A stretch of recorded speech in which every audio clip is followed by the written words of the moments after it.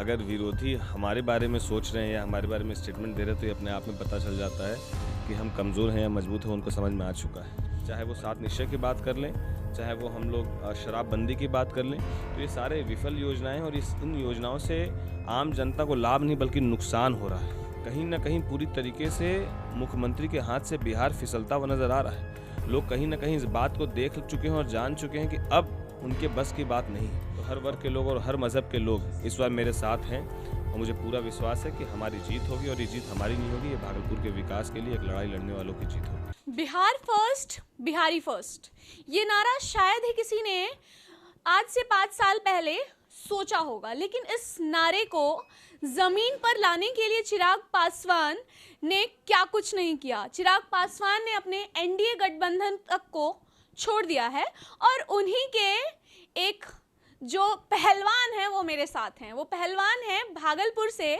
उन्हीं के सिपाही यानी कि राजेश वर्मा। इनका क्रेज भागलपुर में कुछ ऐसा है कि अगर आप नौजवानों से पूछिएगा कि इस बार वोट किसको दे रहे हैं तो उनका सीधा जवाब होगा राजेश वर्मा को दे देंगे, वो हमारे लिए काम करेंगे। इनका परिचय कुछ इस तरह है कि भागलपुर के डिप्टी मेयर भी रह चुके हैं और युवाओं को बहुत ही ज़्यादा आकर्षित करते हैं।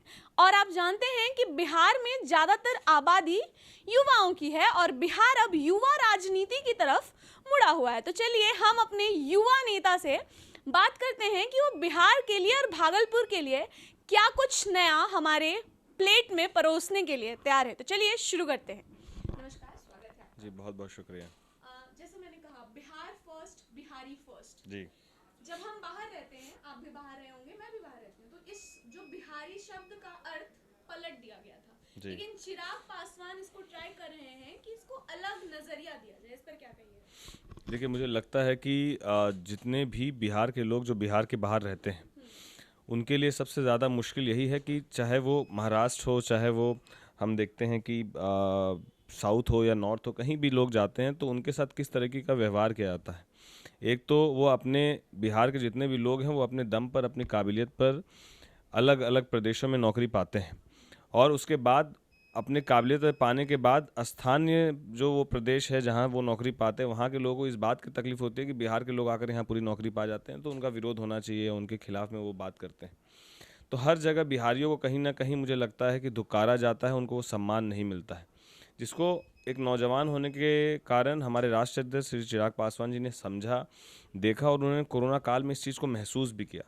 उनका vision Bihar first Bihari first लगभग 2 साल पहले से उनके जहन में था और वो बिहार फर्स्ट बिहारी फर्स्ट को लेकर यात्रा भी निकाले थे कोरोना काल के पहले। कोरोना होने के कारण उन्होंने इस यात्रा को रद्द किया और अभी वो जो उस विज़न में पहले दिन से थे वो आज तक उसी विज़न के साथ है। उस विज़न में उन्होंने हर वर्ग के लोगों की बात कही है, चाहे वो बुज़ुर्ग हो, चाहे वो स्वास्थ्य की सेवा हो, चाहे वो शिक्षा की बात हो, चाहे वो नौजवानों की बात हो, किसानों की बात हो, सबको उसमें उन्होंने सम्मिलित करने की बात कही है। और उनका एनडीए से अलग होने का एक बहुत बड़ा रीज़न ये भी कि उन्होंने इस बात को रखा था कि हम बिहार से हैं और हमारी अस्मिता का सवाल है, हम हमारे बिहार फर्स्ट बिहारी फर्स्ट के मुद्दे को, इसको एजेंडे में शामिल करना चाहिए। लेकिन ठीक है, माननीय नीतीश कुमार जी इस चीज़ के लिए राज़ी नहीं हुए। माननीय नीतीश कुमार जी ने इस विज़न को दरकिनार करने की कोशिश की, उनको दरकिनार करने की कोशिश की। तो आज लोक जनशक्ति पार्टी अपने 100 लगभग 40 सीटों पर प्रत्याशियों को उतार चुकी है और मुझे लगता है कि हम लोग बहुत मजबूत स्थिति में हैं और बाकी जो जनता का निर्णय होगा वो हम लोग को। अच्छा, आपके विरोधी ये कहते हैं कि आप बस एक वोट कटवा रह के रह जाइएगा, इसका क्या जवाब? देखिए, क्या है कि अगर विरोधी हमारे बारे में सोच रहे हैं या हमारे बारे में स्टेटमेंट दे रहे हैं तो ये अपने आप में पता चल जाता है कि हम कमज़ोर हैं या मजबूत हैं, उनको समझ में आ चुका है। और ये भी उनको समझ में आ चुका है कि जो 3 वार के सांसद हैं, जो कि हमारे ठीक बगल में गोड्डा के सांसद हैं, जो 3 बार से सांसद रह चुके हैं, उनको आकर यहाँ 7-7 दिन तक अपने प्रत्याशी को जिताने के लिए मेहनत करनी पड़ी है। 7 दिन वो यहीं पर हैं। प्रधानमंत्री जी की रैली यहाँ पर करानी पड़ रही है और उसके बाद रोड शो के लिए और बाकी चीज़ों के लिए बड़े बड़े जनप्रतिनिधियों को उतारना पड़ रहा है। और उतारने के बाद भी जब आपका कल तक आपकी लड़ाई कांग्रेस के साथ थी, आज आप इस बात को कह रहे हैं कि हम वोट कटवा हैं या लोजपा ऐसी है या लोजपा वैसी है, लोजपा के प्रत्याशी ऐसे हैं, तो आप आज हमारी चर्चा क्यों करने लगे हैं? तो ये अपने आप में पता चलता है कि उनके लिए कंपटीशन किनके साथ है और वो उनकी स्थिति क्या है और हमारी स्थिति क्या है उनको पता है। इस बार जनता ने मूड बना लिया है, इस बार जात पात धर्म मज़हब पर जनता वोट देने नहीं जा रही है। जो जनप्रतिनिधि जनता के बीच रहता है लोग उसी के साथ रहेंगे। और मैंने अपने 3.5 साल के डिप्टी मेयर के कार्यकाल में, मेरा 1.5 साल अभी और बचा है, मैंने अपने 3.5 साल के डिप्टी मेयर के कार्यकाल में जनता के बीच हमेशा रहा हूँ, जनता के लिए काम किया हूँ, तो जनता अपना स्नेह और आशीर्वाद देगी। अच्छा, आप युवा हैं, आप युवाओं को किसी भी जो नेता हो चुके हैं जिन्होंने 20-30 साल की राजनीति कर ली है उनसे कहीं ज़्यादा समझते हैं, क्योंकि जो आपका फीलिंग है वही युवाओं का फीलिंग है। हर कोई चाहता है कि बिहार में रहें, अपने घर में रहें, रोज़गार बिहार में मिले, लेकिन नीतीश जी जो हैं एग्जैक्टली अपोजिट बात कह देते हैं कि बिहार लैंडलॉक स्टेट है, यहाँ पर रोज़गार हो ही नहीं सकता है। तो आप जैसा युवा अगर विधायक बन जाता है तो इसके लिए क्या स्टेप्स लेगा? देखिए, हमारा कहना है कि आप किसी भी स्टेट में यदि आप इंडस्ट्रीज़ लेकर आएंगे, और इंडस्ट्रीज़ लेकर आने के लिए कोई भी इंडस्ट्री तब आपके स्टेट पे आएगी जब आप उसको बेहतर वहाँ के संसाधन उपलब्ध कराएंगे। बिजली आपके यहाँ 24 आवर हो, वहाँ पर आपके यहाँ पर आसपास का जो है ट्रांसपोर्टेशन सिस्टम बेहतर हो। तो ये बहुत बेसिक चीज़ें हैं। वहाँ क्राइम कंट्रोल हो, लॉ एंड ऑर्डर दुरुस्त हो, तो ये सारी बेसिक चीज़ें हैं जो कोई भी इन्वेस्टर इन्वेस्ट करने के पहले देखता है। तो सबसे पहले आप इस बात को यदि बोलते हैं कि क्योंकि हम चारों तरफ जो है पानी से घिरे हैं और बाढ़ से हम लोग परेशान होते हैं, तो इसलिए हम लोग इंडस्ट्री नहीं लगा सकते हैं या हम लोग नहीं ला सकते हैं, तो ये जवाब वही व्यक्ति दे सकता है जो पूरी तरीके से अब थक चुका है, जिन्होंने ना प्रयास किया। पहला प्रयास हमारा, आप सीधे इंडस्ट्री नहीं लेकर आ सकते हैं। इंडस्ट्री लाने के लिए आप पहले हमारे स्टेट को उस योग्य बनाना होगा कि लोग इंटरेस्टेड हों कि बाहर से हम अपने पैसे को निवेश करें। नहीं तो बिहार इतना बड़ा स्कोप है, अभी तो लोगों के लिए, इन्वेस्टर्स के लिए बिहार से बड़ा कोई स्कोप ही नहीं, कोई स्टेट ही नहीं। लेकिन बस यहाँ लॉ एंड ऑर्डर को लेकर, यहाँ ट्रांसपोर्टेशन को लेकर, यहाँ इलेक्ट्रिसिटी को लेकर, ये 3-4 ऐसी बेसिक चीज़ें हैं जिसको लेकर लोग परेशान हैं। अगर वो चीज़ें यहाँ फुलफिल करा दी जाएगी तो मुझे नहीं लगता है कि यहाँ इंडस्ट्रीज की कमी रहेगी और यहाँ पर लोगों को रोज़गार की कोई कमी रहेगी। और अगर नीतीश कुमार जी ये बात कहते हैं कि हम रोज़गार नहीं दे पाएंगे, इंडस्ट्री नहीं ला पाएंगे, तो आज 7.5 लाख सरकारी पद रिक्त हैं, आप उनको ही फुलफिल कर देते, तो उसमें तो कोई इंडस्ट्री लाने की ज़रूरत नहीं हो, तो सरकार के हाथ में है। अब वो क्यों नहीं फुलफिल कर पाए, ये बताने का काम करें। तो बहाना, या फिर मुझे लगता है कि उस ओर आपका वो उतना बड़ा विज़न ही नहीं रहा है, आप रोड नाली और सड़क तक ही लोगों को सीमित कर देना चाहते हैं, तो अलग बात है। जो भी प्रमुख योजनाएं, जो भी प्रमुख मुद्दा नीतीश कुमार जी ने किया, वो पूरी तरीके से आज विफल होता हुआ नज़र आ रहा है। चाहे वो 7 निश्चय की बात कर लें, चाहे वो हम लोग शराबबंदी की बात कर लें, तो ये सारे विफल योजनाएं, और इन योजनाओं से आम जनता को लाभ नहीं बल्कि नुकसान हो रहा है। यदि हम देखें शराबबंदी से, तो 18 साल 20 साल के नौजवान आज बैग टांग टांग कर होम डिलीवरी करने का काम कर रहे हैं, और बच्चे पकड़ा रहे हैं, तो उनका पूरा करियर ख़राब हो रहा है। तो मुझे लगता है कि सिस्टमेटिक और बिना होमवर्क किए हुए अगर काम होता है तो इसी तरीके का निर्णय आता है। अच्छा, लेट्स हम बिहार, अब भागलपुर की बात करते हैं। भागलपुर का मानचित्र जो है हमारे इन हिस्ट्री ऑफ इंडिया, ये जो एक सिल्क इंडस्ट्री की तौर पे जाना जाता था, सिल्क भागलपुर का सबसे बड़ी धरोहर है। लेकिन पिछले 30 सालों में, चाहे वो लालू की सरकार हो, चाहे वो नीतीश जी की सरकार हो, न भागलपुर को सिल्क इंडस्ट्री को बताया गया। बुनकर रोते हुए मिलते हैं जब हम उनसे मिलने जाते हैं, तो इस पर क्या आप कीजिएगा, क्योंकि आप भागलपुर का देखिए, 3 साल डिप्टी मेरे कार्यकाल में मैंने 2 साल लगातार बुनकरों के लिए यहाँ नहीं बल्कि पटना तक आवाज़ उठाई है, और मुख्यमंत्री जी के समक्ष और नगर विकास मंत्री जी के समक्ष ये पत्राचार भी किया है। कोई भी स्टेट है जिस स्टेट में जो चीज़ों की खासियत है, तो सरकार कोशिश करती है कि हम उस इंडस्ट्रीज़ को और आगे बढ़ाएं, उसको सब्सिडी प्रोवाइड करें, उनको क्या फैसिलिटी चाहिए फैसिलिटी प्रोवाइड करें, ताकि वो इंडस्ट्रीज़ और आगे बढ़े और ग्रोथ करें। भागलपुर सिल्क सिटी के कारण भागलपुर की पहचान पूरे अंतर्राष्ट्रीय स्तर पर है। आज बुनकरों के ऊपर सब्सिडी देने के जगह, बुनकरों को आप उसके ऊपर रेसिडेंशियल के जगह कमर्शियल टैक्स लगा देते हैं। आज बुनकरों को जहां पर 80% इलेक्ट्रिक सब्सिडी चाहिए थी, वहां पर आपने उसको सब्सिडी नहीं दी। आज बुनकरों को कम दर में लोन चाहिए था, आपने कम दर पर लोन नहीं दिया। आज बुनकर यदि बना भी लेता है, यदि वो अपने कपड़े को तैयार भी कर लेता है, तो उसको बेचने के लिए एक बुनकर बाज़ार और हाट होना चाहिए था, वो अभी तक सरकार ने उस ओर कोई पहल नहीं की। तो आज कहीं ना कहीं बुनकर, जो मेहनत कश बुनकर है, जो डेली कमाने खाने वाला बुनकर है, वो पूरी तरीके से डिपेंड कर रहा है पूंजीपतियों के ऊपर कि पूंजीपति उसको क्या दर पे देंगे। तो अब जो मार्जिन बुनकरों के पास बच गई वो नहीं के बराबर है, मेहनत बहुत है, मार्जिन नहीं के बराबर है, इसलिए धीरे धीरे बुनकरों की स्थिति गिरते जा रही है। तो इन बेसिक मुद्दों का तभी आप जान पाएंगे जब एक एक जगह, एक एक वार्ड, एक एक गली जाकर बुनकरों की एक एक समस्या को आप समझ पाएंगे।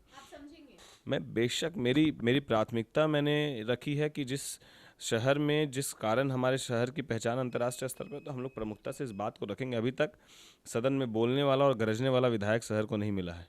और यदि बच्चा भूखा हो और वो जब तक रोए नहीं, जब तक हाथ पांव चलाए नहीं, तब तक माँ भी उसको दूध नहीं पिलाती है। तो ये शहर जो है वो भूखा है और यहाँ से बोलने वाला विधायक और बताने वाला विधायक या जनप्रतिनिधि नहीं अभी तक मिला। अब दूसरी बात करें, यहाँ की धरोहर, यहाँ की गंगा भी है। अगर हम जब भागलपुर आ रहे थे तो यहाँ पे घाट भी ठीक से नहीं बनाए गए हैं। तो आप जिस चीज़ को अपनी धरोहर, नमामि गंगे योजना इतनी बड़ी योजना है, लेकिन भागलपुर को इसमें इन्वॉल्व नहीं किया गया। आप एज अ विधायक अगर बन जाते हैं तो क्या कीजिए? मेरे मैनिफेस्टो में आप ये भी देखेंगे, मैंने अपने मैनिफेस्टो में ये भी लिखा है कि जितने भी हमारे कच्चे घाट हैं, जो आज भी हम लोग के लिए, बिहार के लिए सबसे बड़ा पर्व होता है छठ पर्व। और छठ पर्व में देखा जाता है कि लोग घुटने घुटने भर जो है वो दलदल में होकर अर्घ देते हैं। तो 2-3 घाट को छोड़कर सारे घाट कच्चे पड़े हैं। तो हम लोगों की प्राथमिकता ये भी है कि हम लोग सारे घाटों का पक्कीकरण करें, ताकि हम गंगा तट के किनारे हम रहते हैं, हमारे लिए सौभाग्य की बात है। और हर दिन रात में लोग गंगा आरती कर सके, हर दिन रात में लोग वहाँ बैठ सके। खूबसूरत नज़ारा, मतलब हम लोग उसको एक बिल्कुल, हम लोग बनारस की तर्ज पर उसको एक बहुत खूबसूरती से सजा सकते हैं। एक टूरिस्ट पॉइंट हो सकता है वो लोगों के लिए। बस उसमें ज़रूरत है एक इच्छा शक्ति की। जब यहाँ पर लोग, विज़न होगा तभी काम होगा। यहाँ पर लोगों के पास रोड और नाली के आगे का विज़न ही नहीं है। रोड और नाली की बात जब करते हैं, आप यहाँ के मेयर रह चुके हैं। यहाँ पे जब मैं आई थी, मैं 2 घंटे ट्रैफिक में फंसी रही। फ्लाईओवर का मांग भागलपुर बहुत समय से कर रहा है, लेकिन भागलपुर को मिला नहीं। आप पहले तो डिप्टी मेयर हैं आप, और उसके बाद अगर विधायक बनते हैं तो देखिए, फ्लाईओवर एक सबसे बड़ी जो मांग यहाँ की, वो दक्षिणी क्षेत्र में वो भोलानाथ पुल की मांग है कि भोलानाथ पुल बन जाए ताकि लोगों को आवागमन में दिक्कत नहीं आए। और इसके लिए पिछले 50 सालों से जो भी विधायक या सांसद बन रहे हैं, मतलब लोग सिर्फ बदलते हुए चेहरे को देख रहे हैं, लेकिन बदलते हुए हालात को नहीं देख पाए हैं। तो उनके लिए सबसे बड़ा अभी चिंता का विषय यही है कि अब इस बार दक्षिणी क्षेत्र का क्या होगा। दक्षिणी क्षेत्र धीरे धीरे विकास से पूरी तरीके से अवरुद्ध होता जा रहा है। आप बिल्कुल सही कह रहे हैं कि ट्रैफिक सिस्टम भी पूरी तरीके से हमारे यहाँ पर जो है लचर, और हमारे यहाँ क्या, पूरे बिहार पर ही सिस्टम लचर है। इसके पीछे का बहुत महत्वपूर्ण कारण क्या है कि इंक्रोचमेंट इस स्तर पर होते जा रहा है। सुस्त प्रशासनिक रवैया इंक्रोचमेंट को बढ़ाया है। और आज इंक्रोचमेंट जब हटाने की बात आती है तो जेसीबी और डंडा उस फुटकर विक्रेताओं को जो रोड पर, सड़क पर सब्जी और फल बेचता है, उसको हटाकर हम दिखाते हैं कि हमने इंक्रोचमेंट हटा दिया। पर वास्तविकता ये है कि एक प्लानिंग करनी होगी शहर से। यदि आपको उन फुटकर विक्रेताओं को हटाना है या उनको मुख्य मार्ग में नहीं बैठने देना है, तो जैसे हम लोगों ने सीटीएस मैदान के पास भागलपुर में एक वेंडिंग जोन बनाया है। वहाँ पर फुटकर विक्रेताओं को 150 परिवार को हम लोगों ने एक दुकान, पक्के की दुकान बना कर दी है, ताकि वो खूबसूरती से, एक बड़े शहरों में मेट्रो सिटीज़ में से हाट होता है वैसे हम लोगों ने बना के दिया है। तो मेरी प्लानिंग है कि हम लोग अलग अलग जगहों पर वैसा वेंडिंग जोन बनाएंगे। हम लोग इंक्रोचमेंट हटाकर किस तरीके से, जैसे तिलका मांझी चौक पर हम लोगों ने ट्रैफिक लाइट लगाया, वैसे बाकी चौक चौराहा पर हम लोग ट्रैफिक लाइट लगाएंगे। कुछ जगहों पर हम लोग चिन्हित कर सरकारी ज़मीन पर हम लोग पार्किंग स्लॉट बनाएंगे। इसके अलावा दक्षिणी क्षेत्र के लिए मेरी पहली प्राथमिकता और पहली लड़ाई यही रहेगी कि हम वहाँ पर फ्लाईओवर अपने टेन्योर में बनाकर कंप्लीट करें, ताकि दक्षिणी क्षेत्र के लोगों के लिए एक बड़ी राहत हो, वो जाने आने में उनको दिक्कत नहीं हो। अच्छा, आपके ही क्षेत्र के पास में बिहपुर में 3 दिन पहले एक घटना होती है। एक पुलिस वाला एक नवयुवक को, जिसका उस क्षेत्र से कोई मतलब तक नहीं रहता है, इस तरीके से मारता है जैसे कि टेररिस्ट को भी शायद वैसे मारा नहीं जाता है। और सरकार हाथ पर हाथ रखे बैठी हुई है। पूरा डिपार्टमेंट मुस्कुरा के भागा हुआ है और सरकार ने चू तक नहीं की है। आप इस पर कुछ कहेंगे? देखिए, सिर्फ बिहपुर की घटना नहीं, मुझे लगता है बिहपुर के बाद एक मुंगेर की जो दुर्गा पूजा की जो घटना है, वो भी बड़ा शर्मसार करी। दोनों ही घटना, और दोनों ही घटना में ये देखा गया कि अफसर कितने मदांग हो चुके हैं अपने पद में आने के बाद। और कहीं भी लॉ एंड ऑर्डर, जब आप जिसके भरोसे आप लॉ एंड ऑर्डर मेंटेन करने की बात कर रहे हैं, जब वही लॉ एंड ऑर्डर की धज्जियां उड़ा रहे हैं, और बावजूद उसके यदि प्रशासन उस पर कोई सख्त ऐसी कार्रवाई नहीं करे और ऐसे लोगों पर कोई लगाम नहीं लगाए, तो आने वाली स्थिति बहुत बेहतर नहीं है। कहीं ना कहीं पूरी तरीके से मुख्यमंत्री के हाथ से बिहार फिसलता हुआ नज़र आ रहा है। लोग कहीं ना कहीं इस बात को देख चुके हैं और जान चुके हैं कि अब उनके बस की बात नहीं है। और होना भी यही चाहिए कि जब आपको 3 बार लोगों ने मौका दे दिया और आप हर बार ये बात बोलकर, हम अपने आप को, अपने काम को कंपेयर करके 15 साल पहले जंगल राज था, अब हमने ये किया, तो जो बच्चा 15 साल पहले 5 साल का था, उसने आप ही के टेन्योर को पूरा देखा है, वो 20 साल का हो गया है। उसको नहीं मालूम है कि नीतीश जी ने क्या, लालू जी ने क्या किया नहीं किया। आप अपने 15 साल के हिसाब को जब देने का काम करेंगे तो आप पाएंगे कि आपने शिक्षा के क्षेत्र में सरकारी स्कूल की व्यवस्था क्या, आप देखिए। नियोजित शिक्षकों की व्यवस्था स्थिति क्या है, आप देखिए। आप स्वास्थ्य सेवाओं में कोरोना काल में पूरी तरीके से बिहार की धज्जियां उड़ गई, सब लोगों को पता चल गया कि क्या स्थिति स्वास्थ्य सेवा की, ये आप देखिए। आप सड़कों का हाल देखिए, अभी यहाँ से पटना आप जाइएगा तो कुछ दूरी को छोड़ के बाकी जगहों पर सड़कों का हाल क्या है, ये आप देखिए। तो आप किस क्षेत्र में बेहतर करने का काम किया, मुझे समझ में नहीं आता है कि आप हर घर जल का नल पहुंचाने की बात करते हैं कि मार्च 2020 तक हमने बिहार के हर घर जल का नल पहुंचा दिया। मैं अपने भागलपुर को एक एक वार्ड में घुमा हूँ, मैं दावे के साथ कह सकता हूँ कि 1 से 51 वार्ड में एक वार्ड ऐसा नहीं छूटेगा जहाँ पर हर घर में जल का नल पहुँच गया हो। लगभग आज भी 60% आबादी बिना पानी के वो दूर दूर तक जाकर आधा किलोमीटर 1 किलोमीटर दूर दूर से जाके माताएं बहनें पानी लेकर बाल्टी में लेकर आती है, ये स्थिति है। और कागजों में आंकड़ा, पन्नों में आंकड़ा, अफसरों में आंकड़ा, सब काम दुरुस्त है, लेकिन वास्तविकता में सब काम ध्वस्त है। आखिरी संदेश क्या है भागलपुर के लिए? मेरा भागलपुर के सभी लोगों से खाली यही निवेदन और यही गुजारिश है कि भागलपुर शहर के लोग इस बार का मतदान विधायक चुनने मात्र का नहीं करें। इस बार का चुनाव आप अपने शहर की स्थिति और परिस्थिति को बदलने के लिए करें। हम हर बार अपने पसंदीदा पार्टी को वोट देते हैं और 5 मिनट के लिए हम खुश होते हैं कि हमने अपने पसंदीदा पार्टी को वोट दिया, फिर 5 साल तक हम उस व्यवस्था का इंतज़ार करते हैं कि हमारी मूलभूत समस्या का लोग निदान करें। तो हमको लगता है इस बार शहर के तमाम नौजवान साथी और हर वर्ग के लोग, क्योंकि हम लोगों ने हर वर्ग के लोग, हर मज़हब के लोगों के लिए काम किया है, तो हर वर्ग के लोग और हर मज़हब के लोग इस बार मेरे साथ हैं और मुझे पूरा विश्वास है कि हमारी जीत होगी। और ये जीत हमारी नहीं होगी, ये भागलपुर के विकास के लिए एक लड़ाई लड़ने वालों की जीत होगी। तो बिहार अब युवा हो चुका है, इसीलिए जरूरी है कि नेतृत्व भी युवा रहे। तो बिहार फर्स्ट, बिहारी फर्स्ट की जो ये जो लाए हैं चिराग पासवान, इसको कितनी दूर तक लेके जा सकते हैं और उनके पहलवान जो हैं भागलपुर में, क्या जनता उनको जिताती है या नहीं, ये 10 नवंबर की तारीख तय करेगी। मैं आपके साथ थी पूजा सिंह और आप देख रहे थे न्यूज़ भारतवर्ष।